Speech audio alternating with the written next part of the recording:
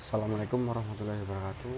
Saya Seto Haryanto Konrad dari kelas MD 3C akan menyampaikan khutbah dengan tema sabar. Bismillahirrahmanirrahim.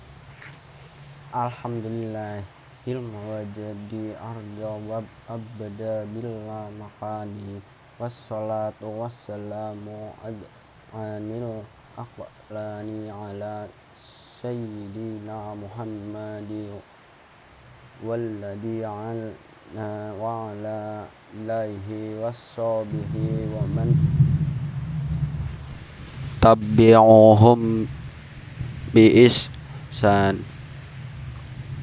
Asyhadu an la ilaha illallah wahdahu la syarikalah wa asyhadu anna Muhammadan abduhu wa rasuluhu la nabiyya ba'dah. Amma ba'du fa inni awsiquhum wa nafsihi bittaqwallahil ali qadiri qaili fi muqami kitabi. Salamun alaikum bihi basiratum fa ni'mata ubadar.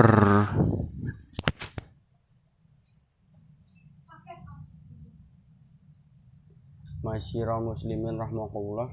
Dari sini kaum muslimin yang berbahagia, sabar adalah adat kebiasaan para nabi dan rasul, permata yang menghiasi kehidupan para wali. Sabar adalah mutiara bagi orang-orang saleh.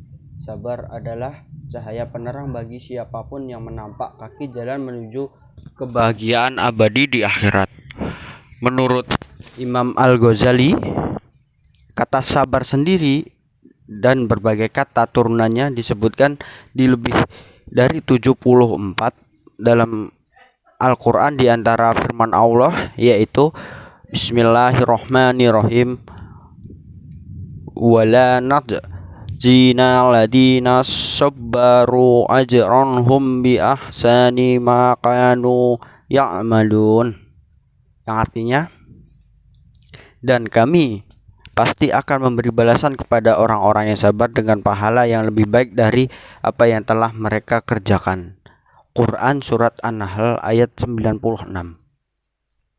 Maknanya, selamat sejahtera atas kamu karena kesabaranmu, maka alangkah nikmat tempat kesudahan itu.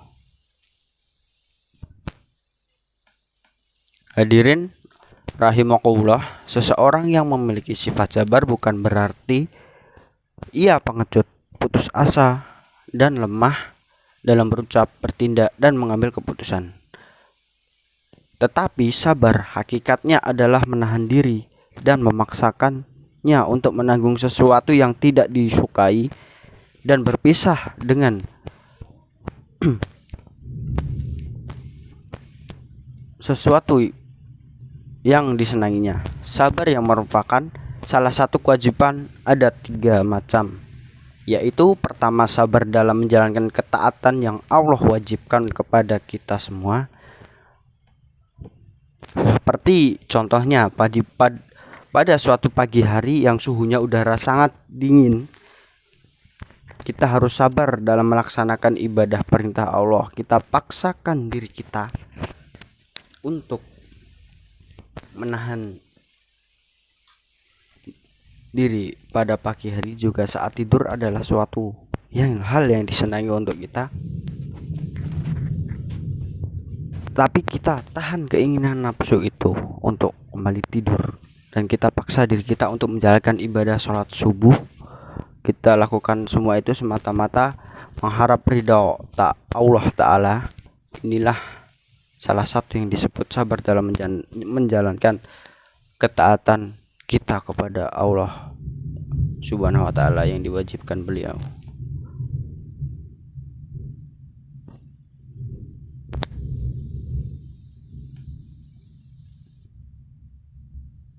Oke. Yang kedua, sabar dalam menahan diri untuk melakukan segala yang Allah haramkan. Contohnya, nafsu makan pada umumnya menyenangkan dalam hal-hal yang dilarang oleh Allah.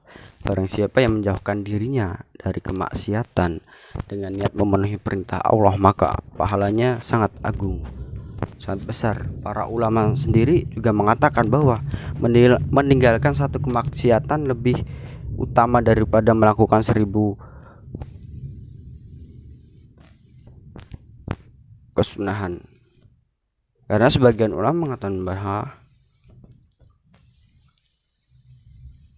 barang siapa yang menjaga pandangan mata dari aurat-aurat perempuan yang tidak halal baginya, maka pahalanya lebih besar dari melakukan 1000 rakaat sholat sunnah.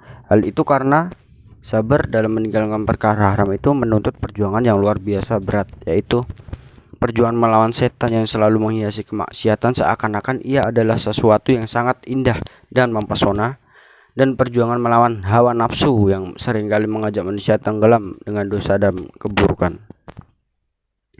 Yang ketiga, sabar dalam menghadapi musibah yang menimpa.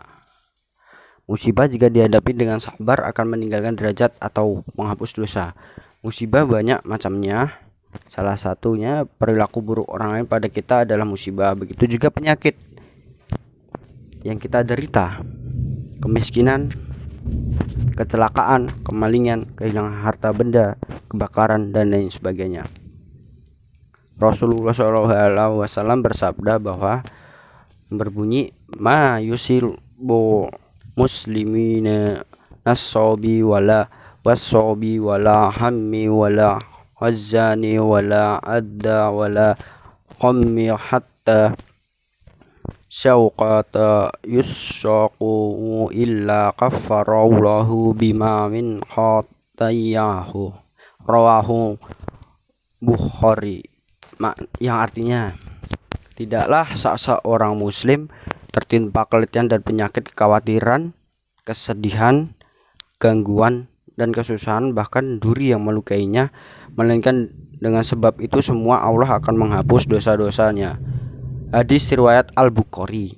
Sementara itu, di hadis lain, Rasulullah SAW juga bersabda, yang maknanya barang siapa yang Allah hendaki kebaikan pada dirinya, maka Allah akan menimpa musibah kepadanya. Hadis riwayat Al-Bukhari.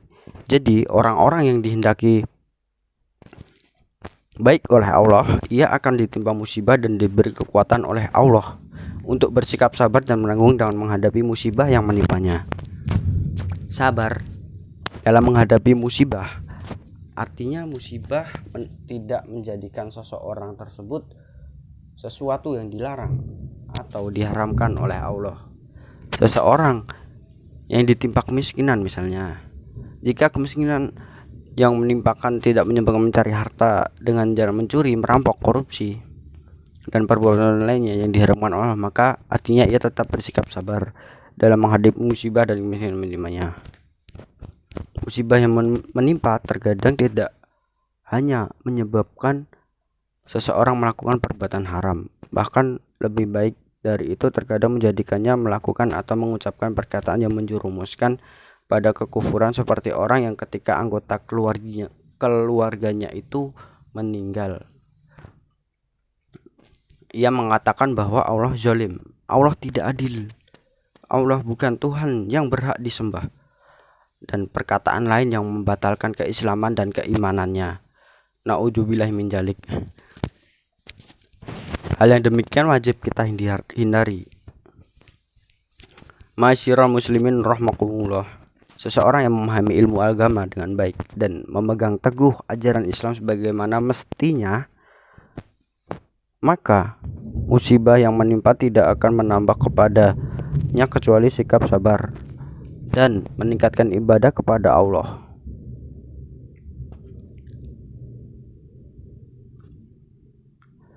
Sebagian kaum sufi mengatakan bahwa waruddu faqati yadu muridin, datangnya berbagai musibah adalah hari raya bagi para pencari kebahagiaan di akhirat. Mereka menganggap bahwa musibah yang menimpa adalah hari raya bagi mereka. Musibah akan meningkatkan ketaatan kepada mereka kepada Allah.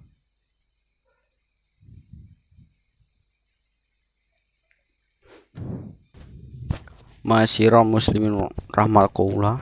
Demikian khutbah pada kali ini dengan tema sabar. Semoga kita senantiasa terus menanamkan sikap sabar di dalam diri kita untuk senantiasa menjaga ketaatan kita di jalan Allah Subhanahu wa taala. Amin. Semoga bermanfaat dan membawa berkah bagi kita semua. Assalamualaikum warahmatullahi wabarakatuh.